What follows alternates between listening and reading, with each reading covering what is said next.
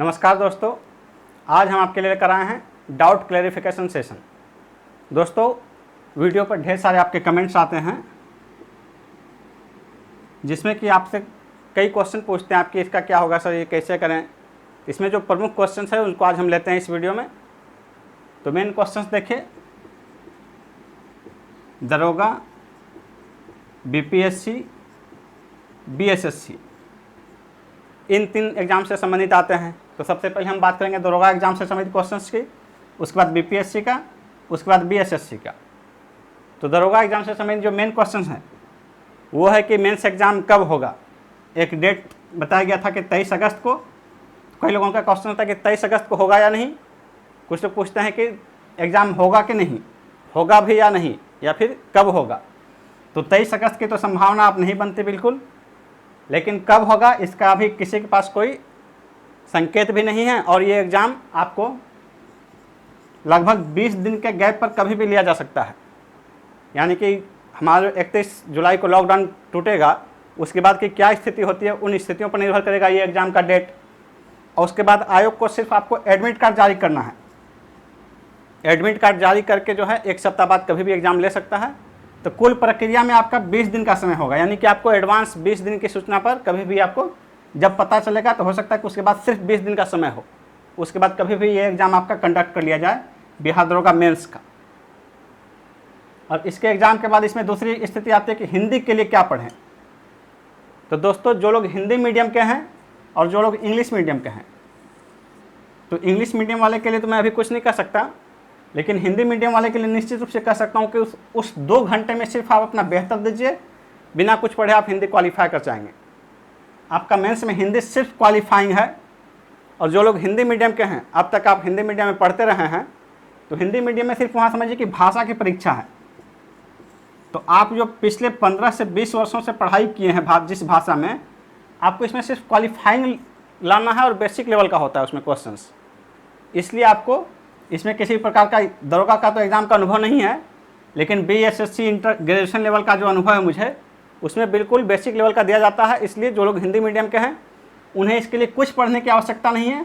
बस जो एग्ज़ाम के दिन, एग्ज़ाम के दौरान का जो 2 घंटे का फेज होता है, उस 2 घंटे में आप अपना बेस्ट दे के आइए। आप निश्चित रूप से 60 से 70% मार्क्स लेकर आएंगे, जो कि आपको उतना ज़रूरी भी नहीं है।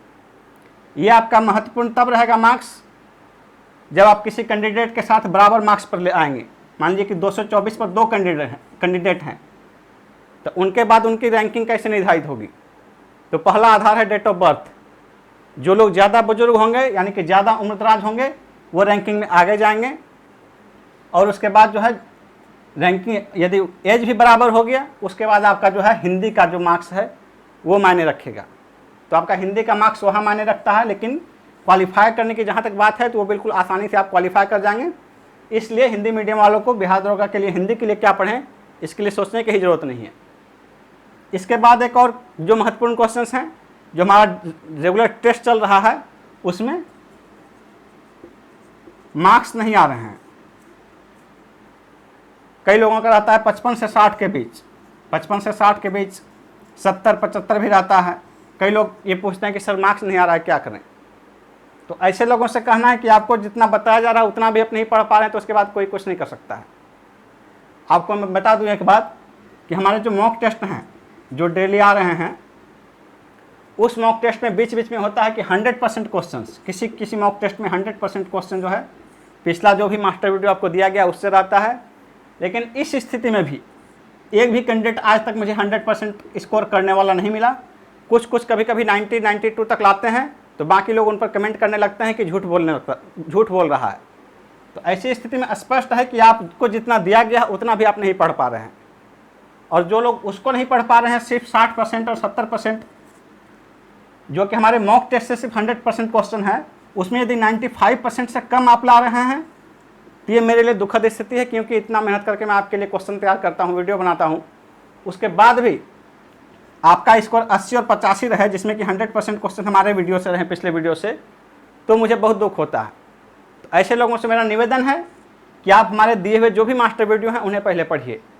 जो लोग उन मास्टर वीडियोज़ का PDF नहीं लिए, हम वीडियो नहीं देखे हैं, आपके डिस्क्रिप्शन में लिंक दिया गया है, आप उन वीडियोज़ को देखिए। उनके PDF लीजिए और PDF को बार बार पढ़िए। आपको हमेशा कहा जाता है कि आपको न्यू मटेरियल तभी पढ़ना है जबकि आप पहले हमारे सारे वीडियोज़ को देख लीजिए। हमारे सारे PDF आपको जब कंठस्थ हो जाए कि इससे एग्जाम में आए तो क्वेश्चन ना छूटे, उसके बाद आपको कुछ पढ़ना है। और वो भी अभी आपको क्या पढ़ना है, लुसेंट या स्पीडी, इन दोनों में से कोई एक या कोई दोनों भी पढ़ सकते हैं। लेकिन जहाँ तक मुझे दिख रहा है कि दोनों पढ़ने की आपको ज़रूरत नहीं है, क्योंकि आप हमारे वीडियो जी पहले का कंप्लीट नहीं कर पा रहे हैं। इसलिए जो लोग इसको कंप्लीट किए हुए हैं 100%, 92 और 93 मार्क्स ला रहे हैं, उन्हें भी इसमें 98 मार्क्स तक जाने की जरूरत है, क्योंकि स्पष्ट दिख रहा है कि 100% क्वेश्चन में आप 7-8 क्वेश्चन अब भी गलत कर रहे हैं। तो यदि एग्जाम में आप पढ़े हुए क्वेश्चन से 7-8 क्वेश्चन गलत कर दें तो फिर सिलेक्शन से बाहर होंगे। इसलिए दोस्तों निश्चित रूप से आपको जितना मटेरियल दिया गया है, हमारे द्वारा जितना बताया गया, बहुत मेहनत करके तैयार किया गया है। हमारी टीम उसके लिए बहुत मेहनत करती है और वो सारे इंपॉर्टेंट क्वेश्चंस हैं। इसलिए आप उन सभी को पहले पढ़िए, उसके बाद ही कोई वीडियो देखिए, कहीं का देखिए और कोई किताब पढ़िए। किताब में मेनली आपको लुसेंट पढ़िए। फिर से कहना चाहूँगा कि लुसेंट या स्पीडी पढ़िए, दोनों पढ़ने की जरूरत नहीं। आपके स्थिति को देख कर लगता है कि आप दोनों के पढ़ने के लायक नहीं हैं, अभी फिलहाल उस स्थिति में नहीं पहुँचे हैं। इसलिए आप हमारे सारे वीडियोज़ को कंप्लीट कीजिए, उसके बाद अगर समय बचता है तब आप लुसेंट पढ़िए। और जो लोग PDF पढ़ रहे हैं, PDF के बाद आप वीडियो भी देखिए, वीडियो में एक्स्ट्रा तथ्य भी बताया जाता है, इसलिए वो भी ज़रूरी है। एक क्वेश्चन और रहता है लोगों का कि सर याद नहीं रहता, पढ़ते हैं लेकिन याद नहीं रहता। उसके लिए आपको तो एक उपाय ये बताया जा रहा है, रिवीजन और आपका हार्ड वर्क।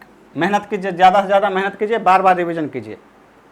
और दूसरा आपको जो बताया जा रहा है वो और भी ज़रूरी है, वो इस क्वेश्चन के साथ आपका जुड़ा हुआ है कि NCERT आपको बताया जाता है पढ़ने के लिए। उसमें अभी कई लोगों का सवाल है कि NCERT कौन सा पढ़ें। तो बहुत पहले बताया जा चुका है, तो जो लोग नए जुड़े होंगे उनके लिए फिर से मैं बता देता हूँ। उसके साथ जो लोग पुराने हैं उनका एक प्रश्न होता है NCERT में कि महेश बर्नवाल का जो आया हुआ है NCERT सार, क्या उसको पढ़ लें। कुछ लोगों का है कि दृष्टि का आया हुआ है, क्या उससे काम नहीं चलेगा। कुछ लोग इसके बदले बोलते हैं घटना चक्र कैसा रहेगा सर।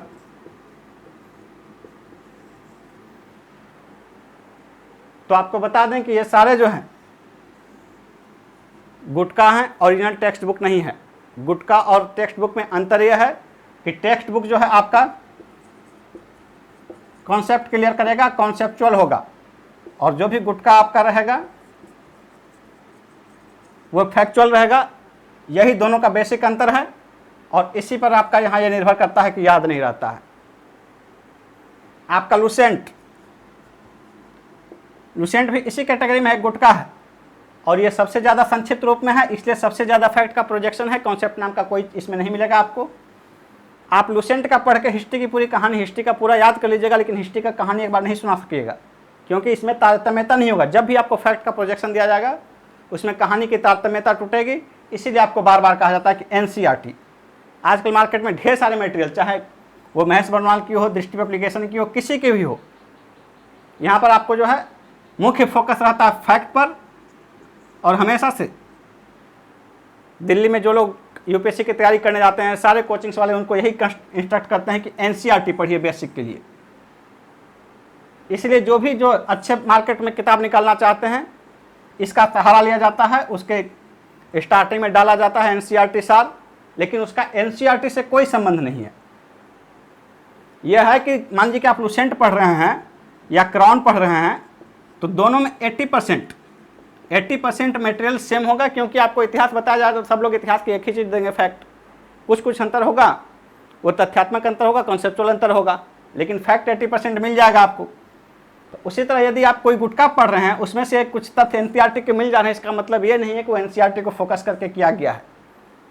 NCERT को फोकस करने का मतलब है आपको कॉन्सेप्ट बताना, लेकिन ये सारी किताबें जो हैं ये फैक्ट का बम्बार्डमेंट है, और इन सब में तो ढेर सारे फैक्ट हैं जिनको उतना ज़्यादा आपको पढ़ने की ज़रूरत भी नहीं है।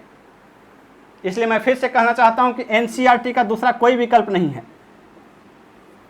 NCERT में जो कॉन्सेप्ट दिया है, जितने सरल भाषा में आसानी से समझने लायक, उतना कॉन्सेप्चुअल किताब आपको कोई नहीं मिलेगा दूसरा। इसलिए मैं फिर से कहता हूं कि आपको NCERT पढ़ना चाहिए।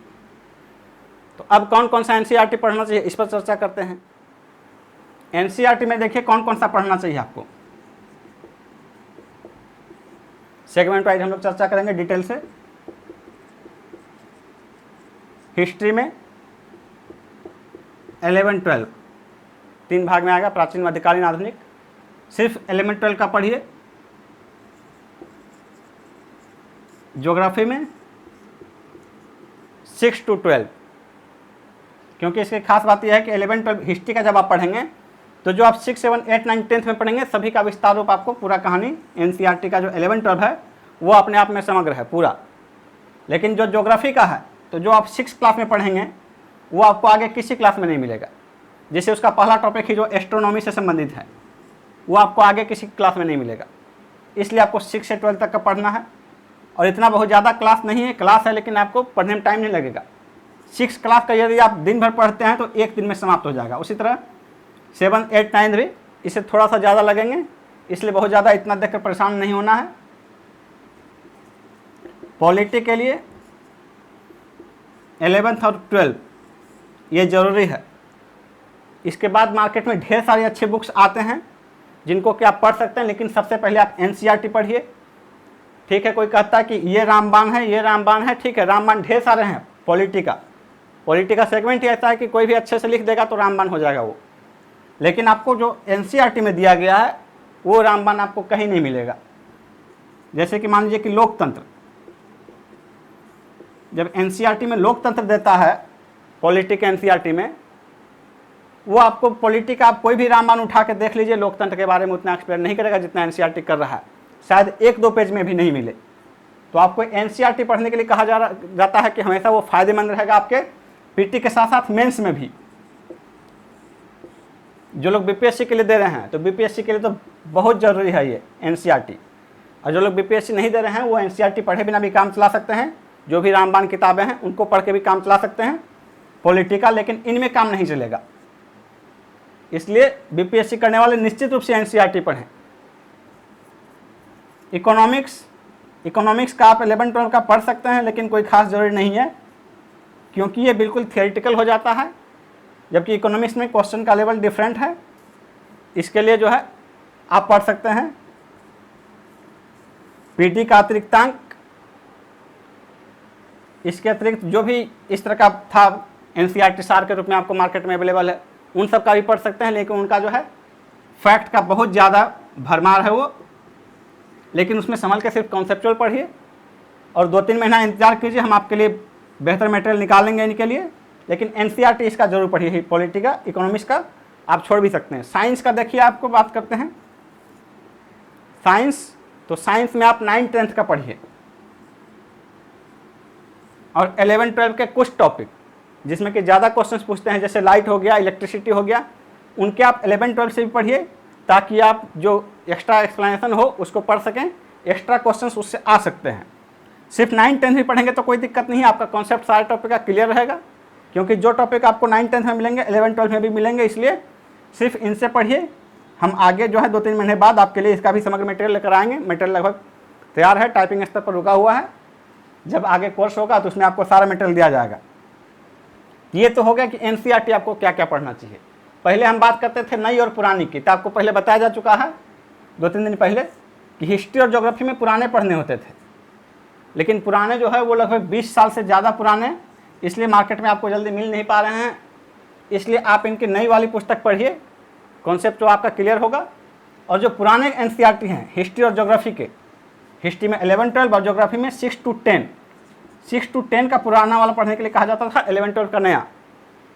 तो ज्योग्राफी का 6 to 10 का पुराने वाले का और हिस्ट्री का 11 12 का, इनका सार रूप बिल्कुल एनसीईआरटी से कलेक्ट किया हुआ कॉन्सेप्चुअल रूप में आपको हम अवेलेबल कराएंगे। अलग से हमारा जो मटेरियल तैयार किया जा रहा है टीम द्वारा, उसके अतिरिक्त आपको एनसीईआरटी का सार, एनसीईआरटी का संक्षिप्त रूप में अलग से प्रोवाइड किया जाएगा।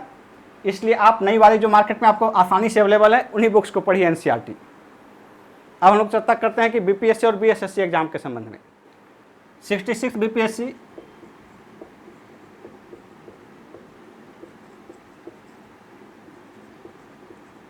थर्ड बीएसएससी सीजीएल, ये 2 एग्ज़ाम की वैकेंसी जो आने वाली है, इनके संबंध में ढेर सारे क्वेश्चन उठते हैं, सर एग्ज़ाम की वैकेंसी कब आएगी। उसी तरह दरोगा की नेक्स्ट वैकेंसी के बारे में भी प्रश्न उठते रहते हैं। तो ये तीनों वैकेंसी के बारे में आपको बता दें कि ऑथेंटिक सूचना आपको कहीं नहीं मिलेगा फिलहाल। क्योंकि ये आयोग का काम है, सारे के अपने अपने आयोग हैं, आयोग द्वारा किया जाता है और ये निश्चित रूप से आनी चाहिए। जब भी ये कोरोना की स्थिति से हमारा राज्य निपटेगा उसके बाद ये तीनों वैकेंसी आपको आ सकती है और कभी भी आ सकती है, इसलिए आपको मेंटली तैयार रहना चाहिए।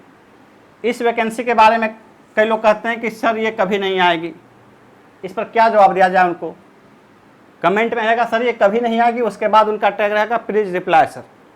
इस पर क्या रिप्लाई किया जाए कि आप कह रहे हैं कि कभी नहीं आएगी? बताइए मैं क्या रिप्लाई करूं?